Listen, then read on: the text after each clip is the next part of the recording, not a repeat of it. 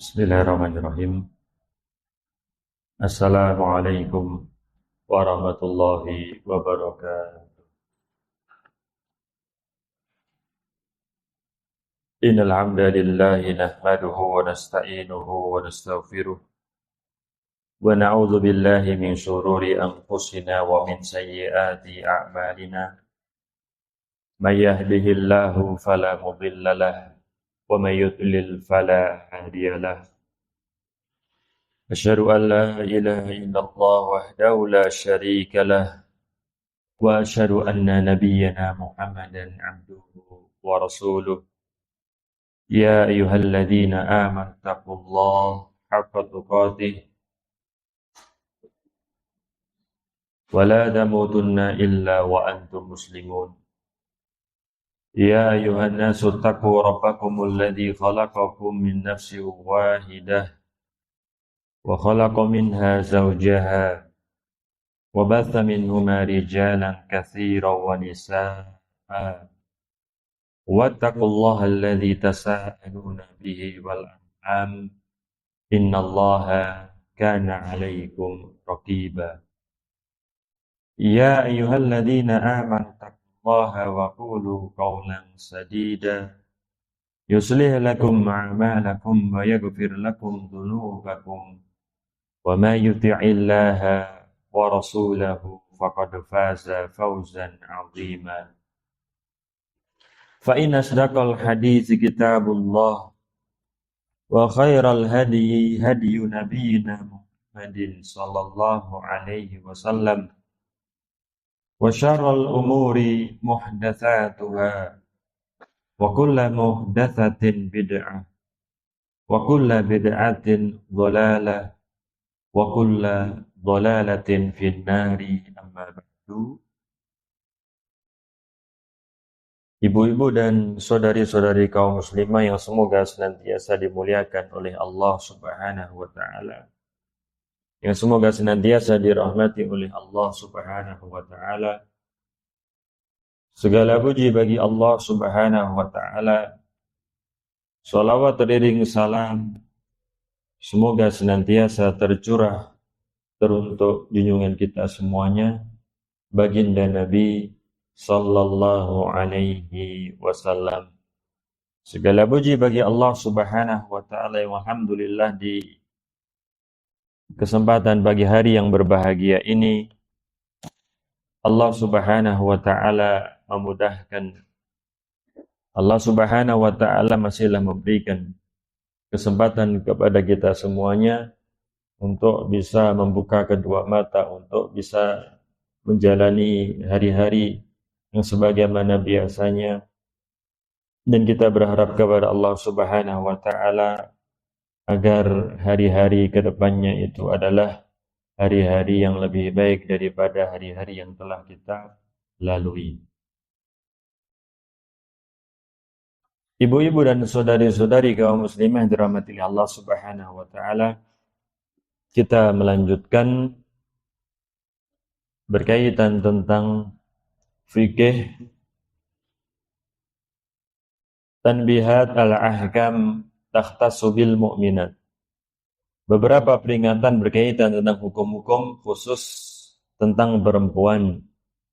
Karya daripada Fadilatul Syekh Shalih bin Fauzan bin Abdullah Al-Fauzan hafizahullahu ta'ala. Dan kita sampai pada Al-Fasl As-Sadis, pasal yang ke-6. Ahkam takhtassu bil mar'ati fi babi ahkamil janaizi. Hukum-hukum khusus berkaitan tentang perempuan pada bab hukum-hukum yang berkaitan tentang jenazah. Al-janaiz jama' dari jenazah. Berkata beliau hafizahullahu ta'ala, kataballahu al-mauta ala kulli nafsin Allah Subhanahu wa taala menuliskan, Allah Subhanahu wa taala menetapkan kematian atas setiap jiwa. Kullu nafsin dha'iqatul maut. Allah Subhanahu wa taala katakan yang artinya bahwasanya setiap jiwa itu akan merasakan yang namanya kematian. Allah Subhanahu wa taala mengatakan kalau merasakan yang namanya kematian tersebut. Karena seperti yang kita ketahui bahwasanya kematian itu ada sakaratnya yang berat, dan kita berharap kepada Allah Subhanahu wa taala agar kita termasuk ke dalam mereka yang Nabi sallallahu alaihi wasallam katakan, "Man kana akhiru kalamihi la ilaha illallah dakhalal jannah." Yang ucapan terakhirnya itu adalah la ilaha illallah, maka insya Allah dia akan masuk surga. Allah Subhanahu wa taala telah menetapkan bahwasannya setiap yang berjiwa itu akan mati. Maka janganlah kemudian seseorang itu lalai daripada kehidupan yang abadi, kehidupan di akhirat kelak. Dirinya terlena dengan kehidupan dunia. Padahal yang berjiwa itu pastilah akan mati. Hingga akhirnya dirinya tidak membekali dirinya dengan kebaikan-kebaikan, dengan perbekalan yang cukup untuk menghadapi kehidupan akhirat tersebut. Hingga seseorang katakanlah tidak peduli dengan dosa kezaliman yang dia lakukan. Ada yang kemudian membawa pahala yang demikian banyak, akan tetapi dia telah mencela fulan dan fulan, dia telah menzalimi fulan dan fulan, hingga akhirnya bahwasanya pahala yang demikian banyak daripada amalan saleh yang dia kerjakan itu kemudian hangus, kemudian diberikan kepada orang yang dizalimi, atau dosa orang yang dizalimi itu ditimpukkan, dilimpahkan kepadanya, wa na'udzubillah. Waqtassa huwa subhanahu wa ta'ala bil baqa. Dan Allah Subhanahu wa taala mengkhususkan untuk dirinya kekekalan tersebut. Dialah Allah Subhanahu wa taala yang maha kekal.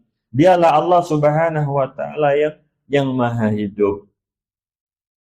Maka Allah Subhanahu wa taala mengatakan di dalam surat Ar-Rahman 26-27, kullu man 'alaiha fan wa yabqa wajhu rabbika dzul jalali wal ikram. Bahkan sebagian salaf itu suka kalau untuk kemudian menyambung kedua ayat tersebut. Tidak mewakafkan, tidak berhenti di ayat kullu man 'alaiha fan, tidak berhenti di situ, tapi kemudian mewasalkan, menyambungkan kullu man 'alaiha fani wa yabqa wajhu rabbika dzul jalali wal ikram. Sebagian salaf demikian, ibu-ibu dan saudari-saudari kaum muslimah yang dirahmati oleh Allah Subhanahu wa taala.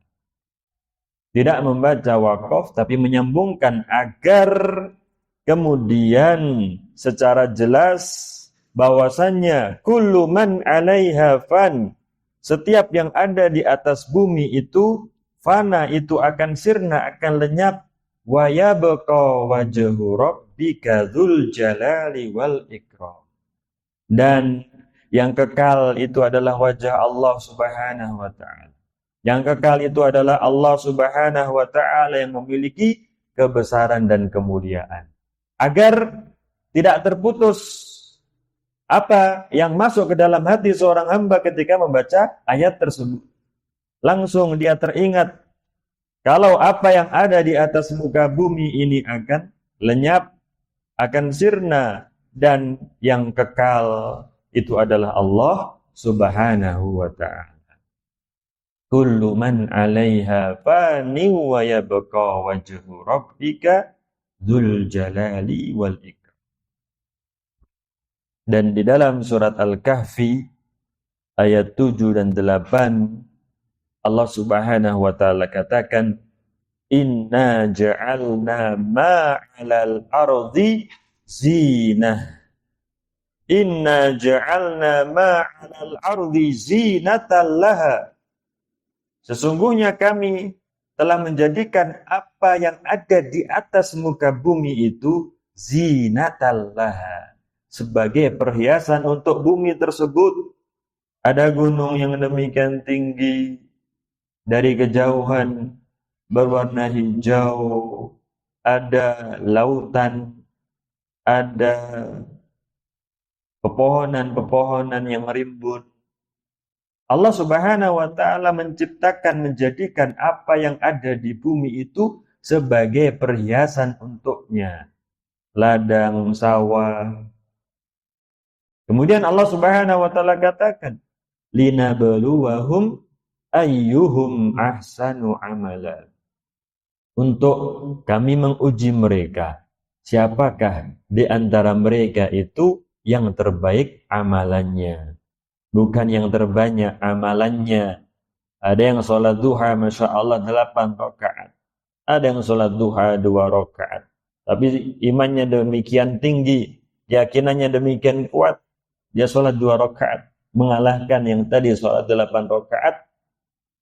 Keyakinannya atau keimanannya itu kuranglah kuat, atau kurang dalam dia itu melaksanakan kewajiban-kewajiban, sunnah-sunnah di dalam sholat tersebut. Ada yang bersedekah 10.000, tapi bisa mengalahkan yang bersedekah 10.000, 100.000, 1 juta, atau 10 juta. Karena Allah Subhanahu wa taala mengatakan, untuk kami uji mereka, siapakah di antara mereka yang terbaik amalannya. Barometernya bukanlah yang terbanyak amalannya, tapi yang terbaik, yang ikhlas, dia melakukannya, yang meneladani Rasulullah sallallahu alaihi wasallam, dia itu mengerjakannya. Dan semuanya insya Allah berhak ataupun mampu untuk mengejar amalan yang terbaik tersebut. Karena mungkin kelapangan rezekinya tidaklah sama dengan saudaranya, ataupun mungkin kekuatan tubuhnya tidaklah sama dengan saudaranya, akan tetapi dengan kekuatan hati tersebut dia bisa mengalahkan saudara-saudaranya yang lain. Demikianlah Allah Subhanahu wa taala menjadikan apa yang ada di atas muka bumi itu sebagai perhiasan untuknya. Keadaan demikian, ataupun kemudian bahkan disulap gurun pasir yang demikian tandus tersebut, disulap menjadi sebuah kota metropolitan, kota yang demikian besar, di Emirat, di Dubai, di Sharjah, kota-kota, ataupun di Riyadh, di Arab Saudi dan sebagainya. Padahal dahulu itu adalah gurun pasir, akan tetapi kemudian menjadi sebuah kota yang demikian megah. Allah Subhanahu wa taala menjadikan demikian untuk perhiasan, sebagai perhiasan untuknya. Dan itu adalah ujian bagi manusia. Apakah mereka bersyukur kepada Allah Subhanahu wa taala? Apakah membuat mereka semakin mendekatkan diri mereka kepada Allah Subhanahu wa taala? Kemudian di ayat yang ke-8 di surat Al-Kahfi tersebut, Allah Subhanahu wa taala mengatakan, wa inna laja'iluna ma 'alaiha sa'idan juruza. Apa yang dikatakan oleh Allah Subhanahu wa taala di ayat yang ke-8? Dan sesungguhnya kami benar-benar menciptakan, menjadikan apa yang di atasnya itu sa'idan juruza, menjadi tanah yang tandus lagi kering. Gunung yang demikian indah tersebut Allah Subhanahu wa taala lenyapkan. Sawah yang hijau kemudian mengering. Kota dahulunya banyak penghuninya, kota yang demikian megah, akan tapi kemudian hancur. kemudian ditinggalkan oleh penduduknya. Itu bisa terjadi. Apalagi nanti ketika hari kiamat itu terjadi. Kullu man 'alaiha fani wa yabqa wajhu rabbika dzul jalali wal ikram. Maka dengan menyadari hal yang demikian itu, semoga menjadikan seorang muslim, seorang muslimah itu semakin kuat, bisa bersabar di dalam menghadapi kehidupan dunia. Yang mana itu semuanya adalah ujian dari Allah Subhanahu wa Ta'ala. Seperti yang Allah Subhanahu wa Ta'ala katakan, wa balawnahum bil hasanati was sayyi'at. Kami uji mereka dengan kebaikan-kebaikan, dengan keburukan-keburukan, la'allahum yarji'un, agar mereka kembali kepada Allah Subhanahu wa Ta'ala. Kebaikan itu adalah ujian. Demikian pula keburukan itu adalah ujian dari Allah Subhanahu wa Ta'ala. Waqtassa, dikatakan kemudian oleh Syekh Saleh Al-Fauzan hafizahullah ta'ala, waqtassa janaiz bani Adam bi ahkam, dan jenazah anak manusia Bani Adam itu memiliki hukum-hukum yang khusus, tidaklah sama dengan yang lain. Yajibu 'alal ahya'i tanfidhuha, wajib bagi yang hidup untuk melaksanakannya. Menjadi fardu kifayah bagi yang hidup untuk kemudian memakamkannya, untuk kemudian memandikan, mengafani, menyolati hingga memakamkannya. Dan hukumnya seperti yang kita ketahui adalah fardu kifayah. Dan ibu-ibu dan saudari-saudari yang dirahmati Allah Subhanahu wa Ta'ala, kalau pernah kita mungkin mendengar, kita membaca, ternyata dikuburkan itu adalah semenjak ayah kita Nabi Adam alaihissalam, hingga bahkan dari Nabi Adam alaihissalam itu dikuburkan, karena memang manusia itu dari tanah dan akan kembali menjadi tanah sesuai dengan fitrah seorang manusia, dikuburkan. Tapi banyak yang kemudian sudah melenceng daripada fitrah tersebut, ya. Ada yang kemudian dibakar, ada yang kemudian ditaruh di gunung, ya.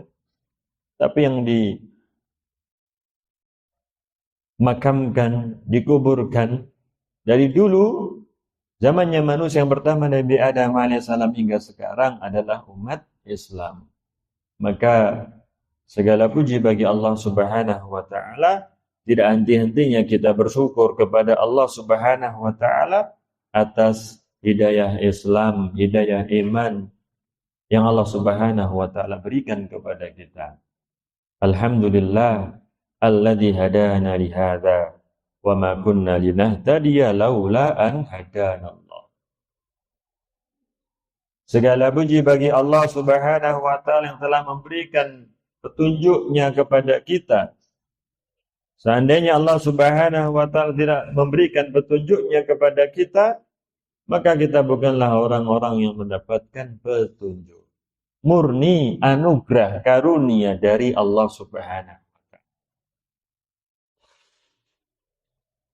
Wa nahnu nadhkuru fi hadzal fasli, kita sebutkan di pasal ini ma yahtasu bin nisa, hukum khusus berkaitan tentang perempuan dalam bab janaiz ini. Minha, di antaranya yang pertama, yajibu an yatawalla taghsilal mar'atil mayyitatin nisa. Wajib yang memandikan mayit perempuan itu adalah kaum perempuan. Tidak boleh untuk kemudian yang laki-laki itu memandikan. Nah, ini terjadi di sebagian kampung yang seperti itu. Wa na'udzubillah. Jelas-jelas yang meninggal perempuan, tapi kemudian Pak Mudinnya itulah yang memandikan. Atau orang-orang yang membantunya. Nah, ini tentunya adalah tidak diperbolehkan. Wajib kalau perempuan yang memandikannya itu adalah kaum perempuan. Maka demikian ibu-ibu dan saudari-saudari kaum muslimah dirahmati Allah Subhanahu wa taala. Kalau demikian keadaannya, maka hendaknya kaum ibu-ibu itu juga kemudian belajar bagaimana memandikan mayit. Ya.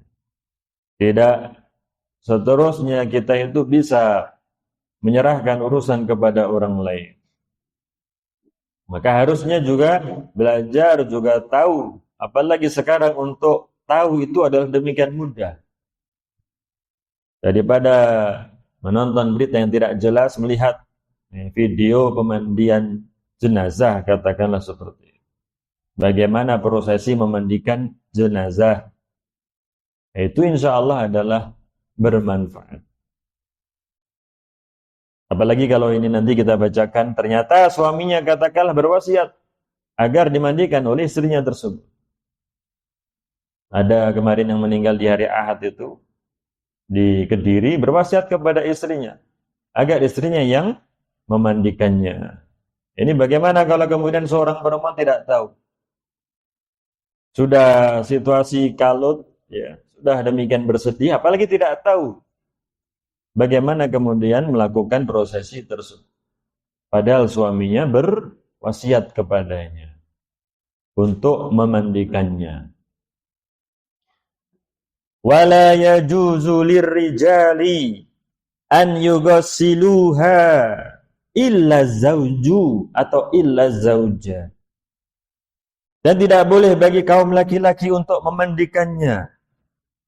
Walaupun katakanlah Pak Mudin, ya, setiap ada yang meninggal dia. Tapi kalau perempuan maka tidaklah diperbolehkan. Di sebagian desa ada yang sudah. Kalau perempuan ya sudah memiliki mereka panitia khusus yang memandikan jenazah tersebut. Tapi alangkah baiknya kalau kemudian ada 1-2 anggota keluarga itu juga yang tahu bagaimana kemudian memandikan jenazah tersebut, tidak kemudian menyerahkan urusan semuanya itu kepada orang lain. Gak boleh bagi kaum laki-laki untuk memandikannya illa zauj, kecuali suaminya. Suami boleh memandikannya. Fa inna lahu an yughsil zaujatahu. Maka boleh bagi kaum laki-laki untuk memandikan jenazah istrinya tersebut. Ada seorang teman yang berusaha untuk kemudian dimandikan oleh orang-orang laki-laki itu. Akhirnya kemudian dia marah. Dia mandikan sendiri istrinya tersebut. Maka ini boleh. Kecuali suaminya. Wa yatawalla taghsilar rajulil mayyitir rijal. Demikian pula kalau yang meninggal itu laki-laki, maka yang memandikannya itu adalah kaum laki-laki. Wala yajuzu lin-nisa'i taghsiluhu, dan enggak boleh bagi perempuan itu untuk memandikannya. Atau yang sebaliknya, perempuan memandikan jenazah laki-laki.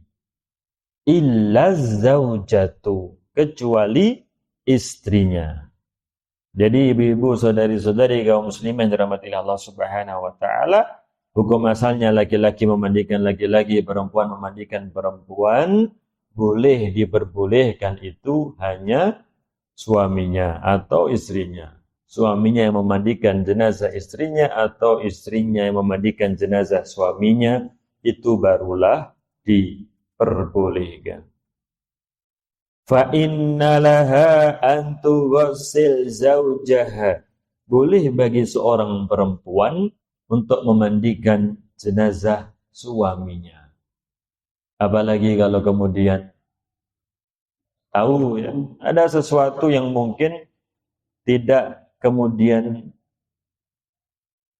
dirinya itu suka kalau diketahui oleh orang lain. Sedangkan seperti yang kita ketahui, bagaimana hubungan antara suami istri tersebut. Bagaimana hubungan istri dengan suami.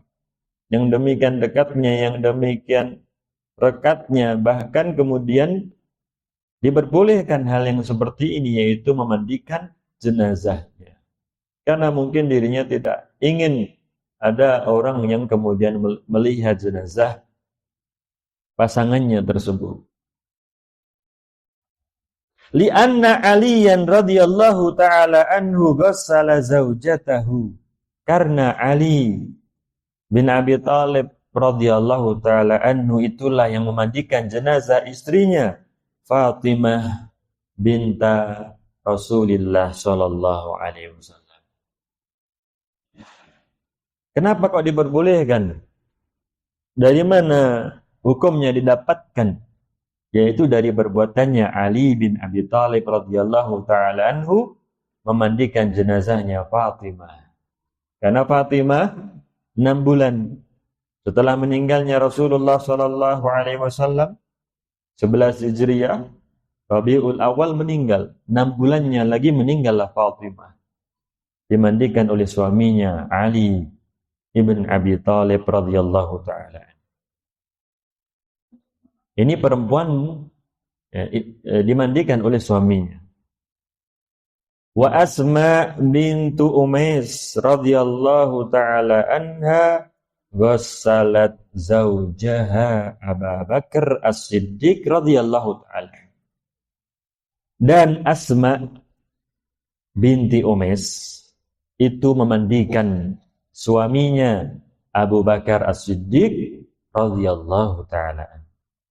Abu Bakar memiliki anak namanya Asma, demikian pula istrinya itu namanya Asma binti Umais, yang ketika meninggal Abu Bakar di 13 Hijriah 2 tahun, beberapa bulan setelah meninggalnya Rasulullah sallallahu alaihi wasallam, meninggal Abu Bakar As-Siddiq radhiyallahu ta'ala anhu di usia 63 tahun dan dikuburkan di samping kuburannya Rasulullah sallallahu alaihi wasallam, sahabatnya yang menemani beliau sallallahu alaihi wasallam ketika hijrah. Beliau sallallahu alaihi wasallam membiarkan sahabat yang lainnya itu hijrah duluan ke Madinah, tapi yang masih di Mekah itu adalah Abu Bakar. Berharap Rasulullah sallallahu alaihi wasallam turun perintah untuk hijrah dan ditemani oleh sahabatnya Abu Bakar As-Siddiq radhiyallahu ta'ala. Idh yaqulu li sahibihi la tahzan innallaha ma'ana. Tatkala dia katakan kepada sahabatnya, janganlah engkau bersedih, sesungguhnya Allah Subhanahu wa taala bersama kita. Sahabatnya itu siapa? Sahabatnya itu adalah Abu Bakar As-Siddiq radhiyallahu ta'ala. Rasulullah sallallahu alaihi wasallam dalam hati sudah memiliki keinginan agar yang menemani hijrahnya itu adalah Abu Bakar. Demikian pula Abu Bakar sudah menyiapkan 2 kendaraan untuk bisa berhijrah menemani baginda Rasul sallallahu alaihi wasallam. Hingga diberikan tunggangannya kepada Rasulullah sallallahu alaihi wasallam ketika betul-betul turun perintah untuk hijrah tersebut, dan Rasulullah sallallahu alaihi wasallam tidak mau untuk diberikan begitu saja. Rasulullah sallallahu alaihi wasallam maunya membayar tunggangan yang bisa ditunggangi untuk hijrah tersebut.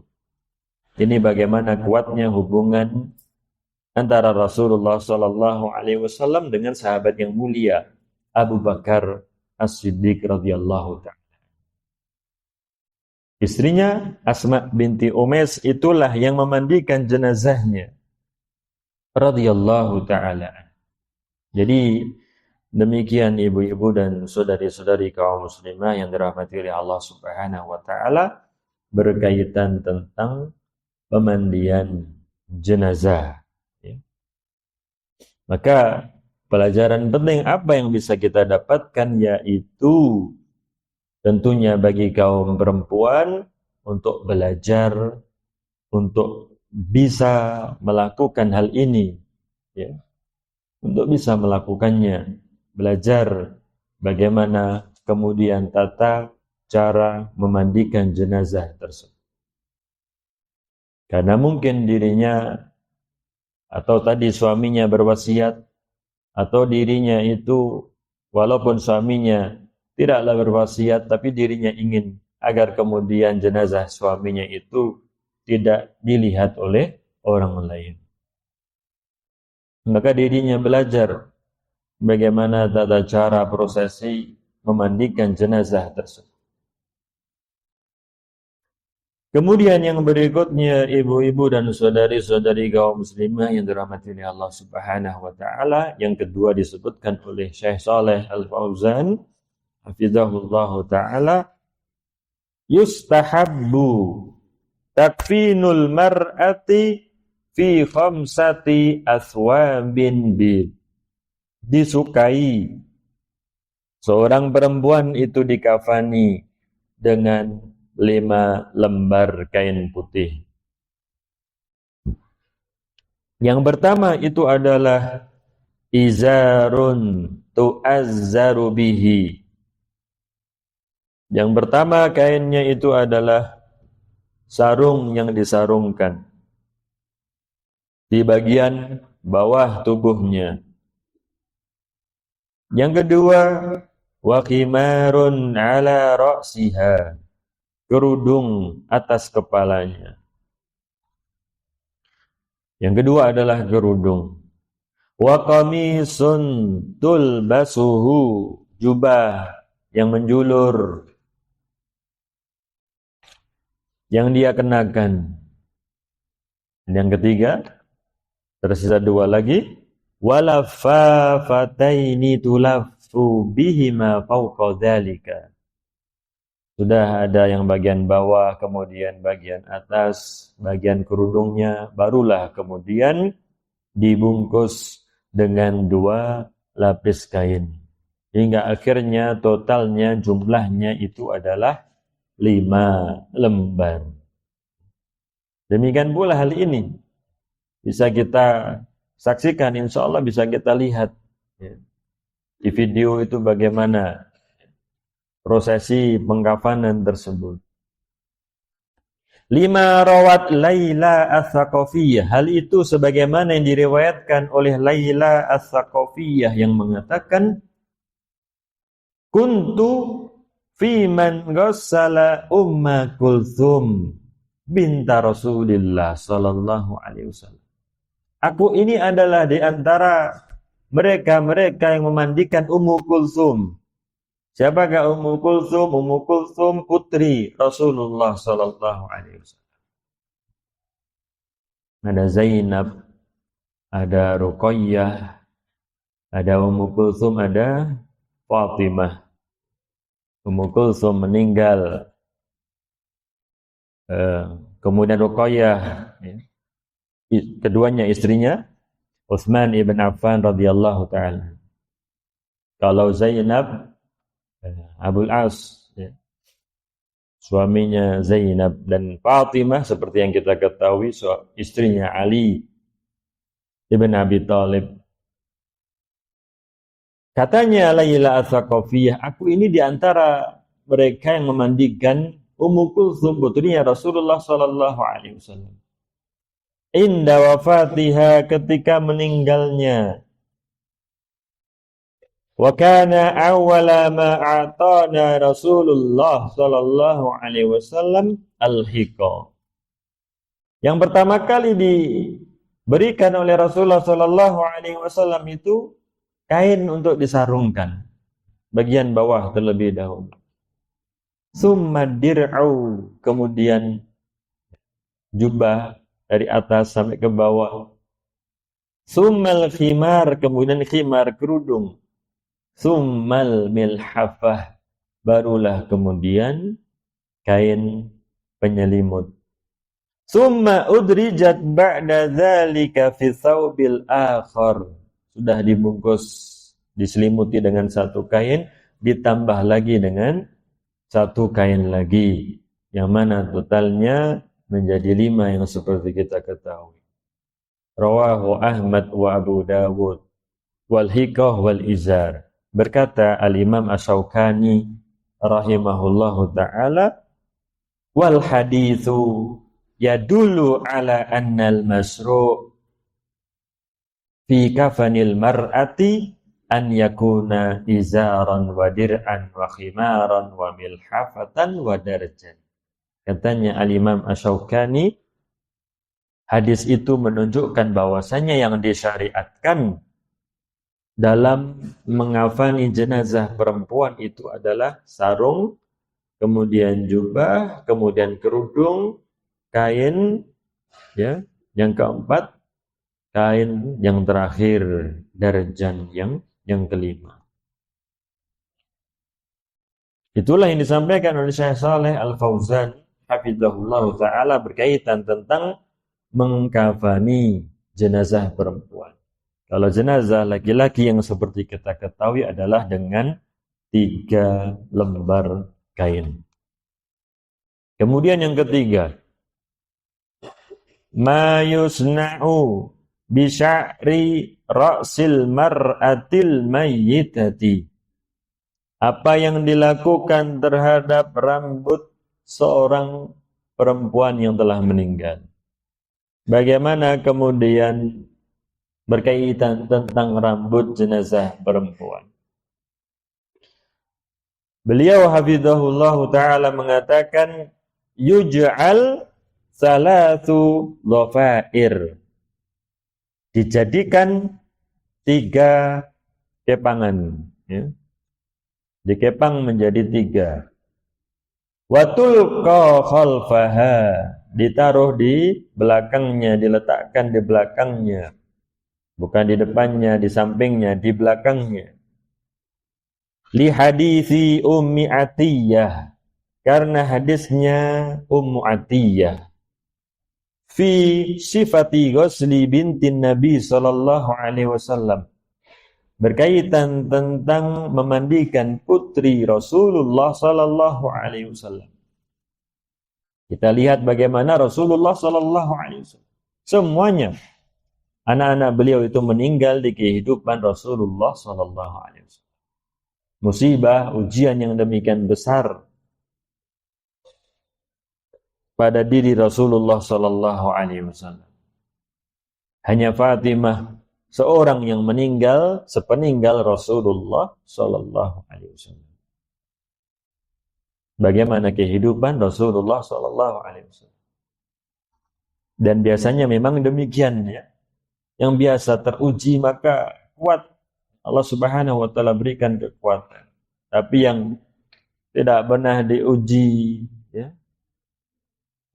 menjadi pribadi yang lembek ya, yang lemah, wa na'udzubillah. Dan kuat itu adalah karena pertolongan dari Allah Subhanahu wa taala. Seseorang bisa sabar adalah karena Allah Subhanahu wa taala. Katanya Ummu Atiyah radhiyallahu taala anha, "Fadhaffarna sya'raha thalathata qurun." Maka kami mengepang rambutnya menjadi 3. Wa alqainahu khalfaha, dan kami letakkan di belakangnya. Muttafaqun alaih. Kemudian yang keempat, ibu-ibu dan saudari-saudari kaum muslimah yang dirahmati Allah Subhanahu wa taala, hukmu tiba'in nisa'il janaiz. Atau afwan, hukmu tiba'in nisa'il janaiz. Bagaimana hukumnya kalau perempuan itu mengiringi jenazah? Bagaimana hukumnya?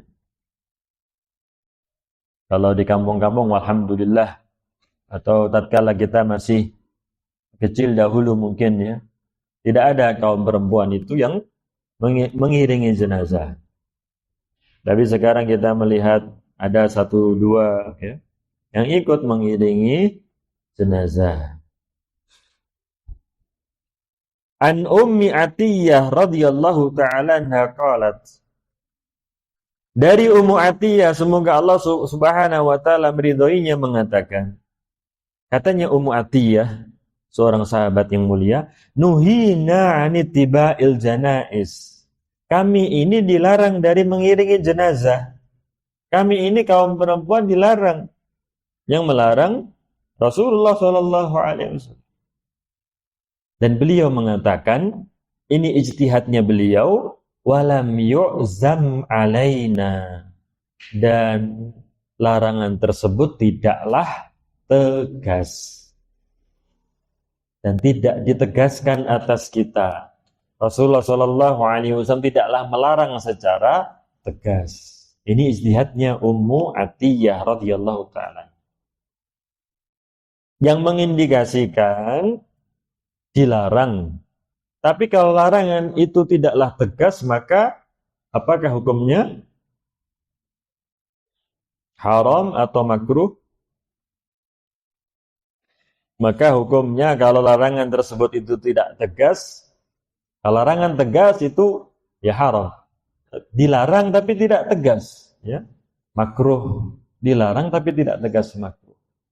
Maka minimalnya apa yang dilakukan oleh kaum perempuan mengiringi jenazah yaitu adalah perbuatan makruh. Minimal berdasarkan pendapatnya Ummu Atiyah atau pendapat yang mengatakan demikian, minimal. Bukan sunnah, apalagi wajib. Apalagi menurut pendapat yang mengharamkannya. Maka dikatakan oleh Syekh Shalih Al-Fauzan hafizahullah, an-nahyu zahiruhu at-tahrim. Beliau mengatakan demikian. Larangan tersebut yang nampak itu adalah hukumnya haram, enggak boleh. Wa qauluha, dan ucapannya Ummu Atiyah, walam yu'zam alaina, dan tidaklah dipertegas atas kita. Qala anhu Syekhul Islam Ibn Taimiyah rahimahullah, berkata Syekhul Islam Ibn Taimiyah rahimahullah di dalam Majmu' Al-Fatawa, beliau mengatakan, qad yakunu muraduha lam yu'akkad an-nahi. Bisa jadi maksudnya itu adalah bahwasannya larangan tersebut tidak dipertegas, tidak diulangi atau tidak disampaikan lagi. Nabi SAW menyampaikan tapi tidak secara tegas. Bisa jadi seperti itu. Wa hadza la yanfi at-tahrim. Dan ini, semisal ini, tidak menafikan pengharamannya. Tetap hukumnya itu adalah haram. Bukan kemudian Ummu Atiyah mengatakan tidak ditegaskan atas kami, kemudian kita mencabut keharaman tersebut, tidak. Katanya Syekhul Islam Ibn Taimiyah. Wa qad takunu hiya dhannat annahu laisa binahyi tahrim. Dan bisa jadi Ummu Atiyah itu menyangka kalau hukumnya itu bukanlah haram, dilarang tapi bukan haram. Dilarang tapi makruh saja.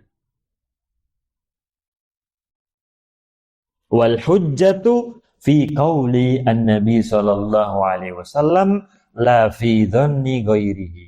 Maka hujahnya itu adalah ucapannya Nabi sallallahu alaihi wasallam, bukan dugaan prasangka orang lain, walaupun itu adalah sahabat Rasulullah sallallahu alaihi wasallam.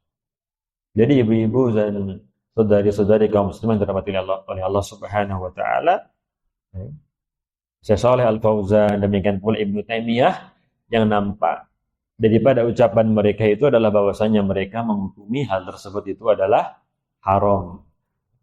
Tapi dari Ummu Atiyah, seorang sahabat yang mulia, menduga kalau itu hukumnya adalah makruh. Wallahu ta'ala a'lam.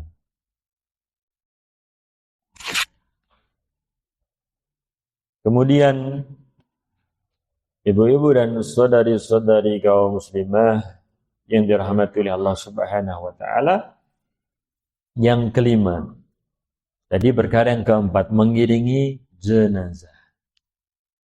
Yang kelima, tahrimu ziyaratil kuburi 'alan nisa. Haramnya ziarah kubur bagi kaum perempuan. An Abi Hurairah radhiyallahu ta'ala an. Dari sahabat yang mulia Abu Hurairah, semoga Allah Subhanahu wa taala meridhoinya. Anna Rasulullah sallallahu alaihi wasallam la'ana zawaratil kubur. Bahwasanya Rasulullah sallallahu alaihi wasallam itu melaknat para perempuan yang ziarah kubur.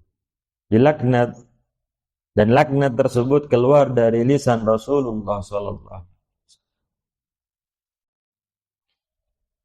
Qala Syekhul Islam Ibn Taimiyah rahimahullah ta'ala. Berkata beliau Ibn Taimiyah rahimahullah, wa ma'lumun annal mar'ata idza futiha laha hadzal bab. Dan sudahlah perkara maklum, perkara yang diketahui, sesungguhnya seorang perempuan bila mana dibukakan untuknya pintu ini, diperbolehkan bagi mereka berziarah kubur, dibukakan pintu ini, akhrajaha ilal jaza' wan nadbi wan niyahati, akan mengantarkan mereka itu pada apa? Al-jaza', berkeluh kesah, meraung-raung, meratapi, akan membuat mereka seperti itu. Lima fiha minadh-dha'fi wa kathratil jaza'i wa qillatis sabri. Katanya Syekhul Islam Ibn Taimiyah rahimahullahu ta'ala, itu apa? Ini semoga juga bisa menjadi pelajaran bagi kaum perempuan.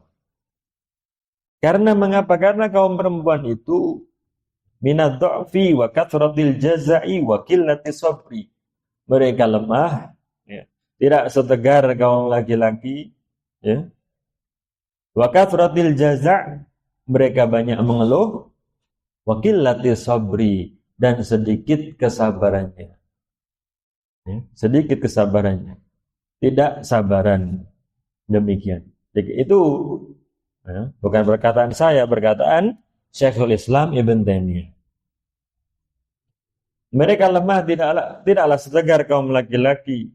Mereka banyaklah mengeluh dan kurang sabar. Allah Subhanahu wa taala menciptakan kaum perempuan demikian sifat mereka.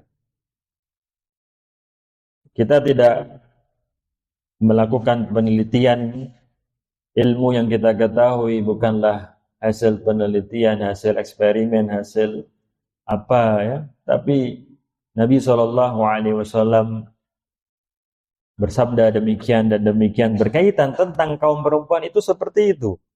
Dan tentunya Nabi SAW mendapatkan wahyu, bukan kemudian belajar psikologis seorang perempuan, kan tidak. Tapi hal itu diketahui oleh Rasulullah SAW.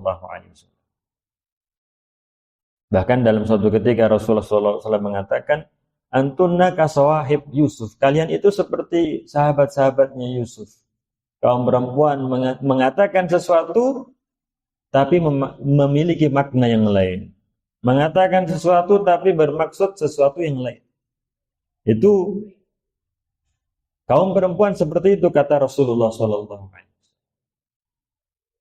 Maka hendaknya kaum perempuan juga kemudian mengatakan mungkin yang sebenarnya dia inginkan agar kemudian tidak disalahpahami.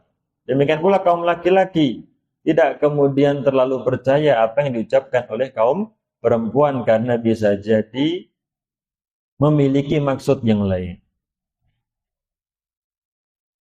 Merasakan tidak ibu-ibu? Dan itu katanya Rasulullah SAW dan bukan kata saya. Mengatakan sesuatu tapi maksud hati itu lain. Maka demikian kaum perempuan hendaknya menyampaikan apa yang diinginkan. Demikian pula kaum laki-laki tidak kemudian percaya penuh apa yang diucapkan oleh kaum perempuan. Dikatakan oleh Syekhul Islam Ibn Taimiyah demikian. Kenapa kok kaum perempuan itu nggak boleh untuk ziarah kubur? Karena mereka lemah, karena mereka banyak mengeluh, karena kurang sabar. Bagaimana kalau kemudian mereka teringat mereka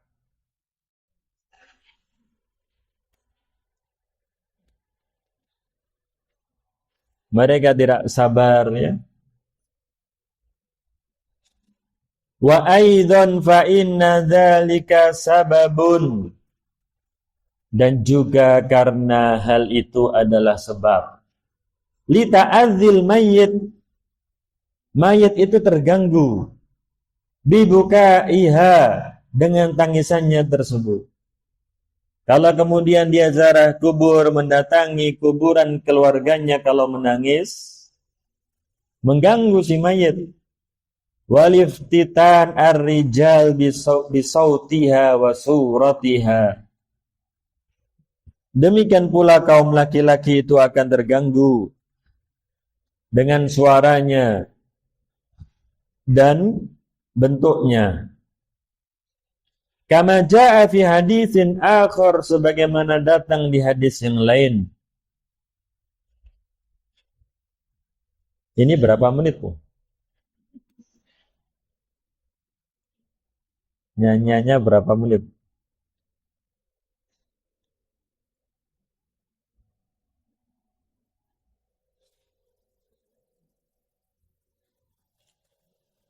Kama jaa fi haditsin akhar, sebagaimana datang di hadis yang lain. Fa inna kunna taftinnal hayya wa tu'dhinal mayyit. Karena sesungguhnya kalian memfitnah yang hidup dan mengganggu yang meninggal.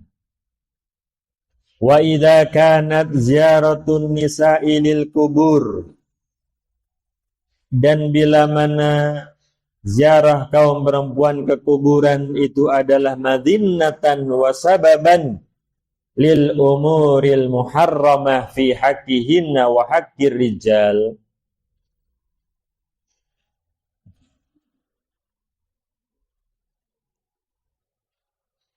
Biasanya berapa menit?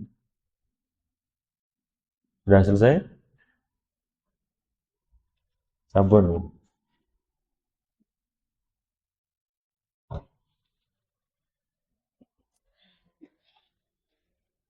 Beliau melanjutkan, Syekhul Islam Ibn Taimiyah,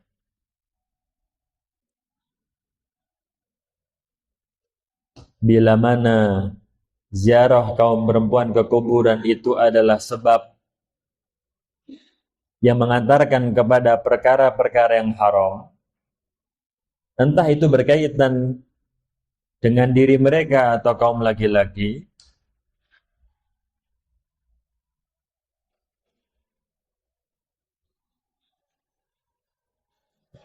wal hikmatu huna ghairu matbudatin, dan hikmahnya itu adalah belum pasti. Jadi ibu-ibu dan saudari-saudari kaum muslimin dirahmati Allah Subhanahu wa taala, kita timbang hikmahnya apa, maslahatnya apa seorang perempuan pergi ke kuburan. Mafsadat kerusakannya itu apa kalau kaum perempuan pergi ke kuburan. Kita timbang. Hikmahnya belum pasti. Dan tadi mereka ziarah kubur itu banyak kemudian kerusakan-kerusakan yang terjadi. Fa innahu la yumkin an yuhaddal miqdar alladhi yufdi ila dzalika. Tidak mungkin untuk kemudian diukur seberapa jauhnya kerusakan atau mafsadat yang ada. Wala tamyiz baina nau'in wa nau'in, tidak bisa pula kita bedakan macam-macamnya. Oh ini ziarahnya bagus, oh ini ziarahnya tidaklah bagus. Tidak bisa untuk kita beda-bedakan. Ini kalau kaum perempuan atau fulana ini kalau ziarah kubur, dia sabar, dia tidak menangis, dia demikian dan demikian, itu tidaklah jelas Wa min usulis syari'ati annal hikmata idza kanat khafiyatan aw ghairu muntasiratin ulliqal hukmu bimadhinnatiha. Dan termasuk pokok syariat bahwasanya hikmah, bila mana hikmah itu samar, bila mana hikmah itu tidaklah merata, hikmahnya tidaklah merata, apakah manfaatnya, maka hukum itu disandarkan pada prasangka kuatnya, dugaan kuatnya apa? Fayuhram hadzal bab, maka diharamkan bagi kaum perempuan pintu ini. Mereka ziarah kubur saddan lidzari'ati, saddan lidzari'ati, menutup pintu menuju keharaman. Ditutup pintu tersebut agar tidak terjatuh mereka itu ke dalam hal-hal yang diharamkan. Kama harraman nadhar ila zinatil batinah lima fi dzalika minal fitnah, sebagaimana diharamkan memandang melihat perhiasan yang tidak boleh tampak karena di dalamnya ada fitnah. Wa kama harramal khalwah bil ajnabiyyah wa ghaira dzalika minan nadhar, sebagaimana haramnya berkhalwat dengan perempuan asing dan yang selain daripada itu dari melihat. Walaysa fi dzalika, dan tidaklah ada pada hal itu, yaitu ziarahnya kaum perempuan ke kuburan, minal maslahah. Maslahatnya apa? Maslahatnya apa, ibu-ibu? Mbak-mbak, saudari-saudari kaum muslimah, maslahatnya apa? Kaum perempuan pergi ke kuburan, maslahatnya apa?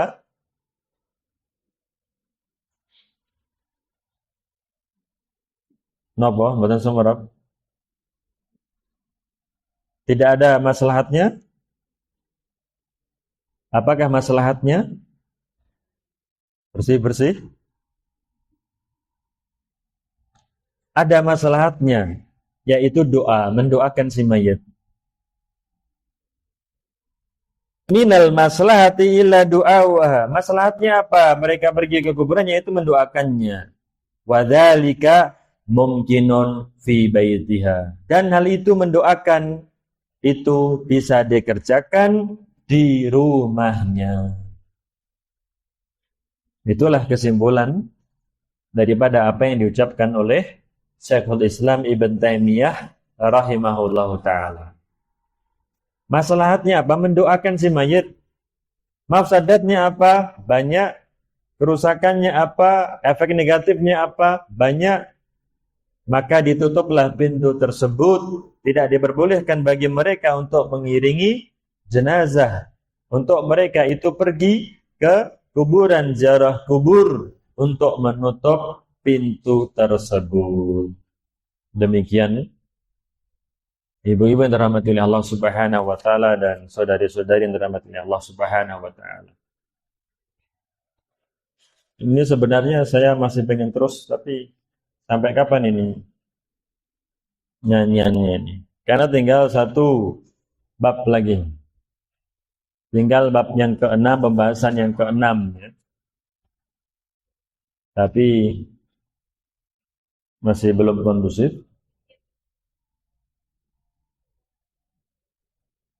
Ngomong lagi semangat.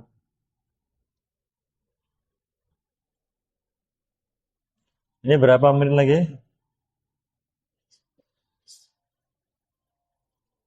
Kalau mungkin ada pertanyaan.